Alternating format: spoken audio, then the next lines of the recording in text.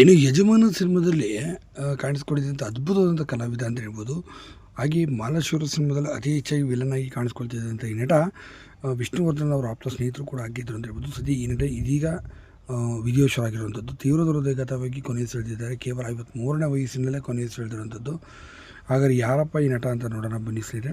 ಇನ್ನು ಯಜಮಾನ, ಗ್ರಾಮದೇವತೆ, ನಾಗದೇವತೆಯಲ್ಲೆಲ್ಲ ಅತಿ ದೊಡ್ಡ ವಿಲನ್ ಆಗಿ ಕೂಡ ಕಾಣಿಸ್ಕೊಂಡಿದ್ದಂಥ ಕಾಜನ್ ಖಾನ್ ಅವರು ಇದೀಗ ವಿಧಿವಶರಾಗಿರೋದು. ಮತ್ತು ವಿಷ್ಣುವರ್ಧನ್ ಆಪ್ತ ಸ್ನೇಹಿತರು ಕೂಡ ಆಗಿದ್ದರು. ಸಾಕಷ್ಟು ಇವರಿಗೆ ಒಳ್ಳೆ ಅವಕಾಶಗಳು ಕೂಡ ಸಿಗ್ತಿತ್ತು ಅಂತ ಹೇಳ್ಬೋದು ಸಿನಿಮಾದಲ್ಲಿ. ಆ ಸಂದರ್ಭದಲ್ಲಿ ತುಂಬಾ ದೊಡ್ಡ ಸಿನಿಮಾಗಳು ಮಾಡೋದು, ಇತ್ತೀಚಿನ ದಿನಗಳ ಅವಕಾಶಗಳು ಇಲ್ಲದೇ ಕೂಡ ಇದ್ದರು. ಮತ್ತು ಕೆಲವೊಂದು ವೈಯಕ್ತಿಕ ಕಾರಣಗಳಿಂದ ಕೂಡ ಅವರು ಇದ್ದರು ಅಂತ ಹೇಳ್ಬೋದು.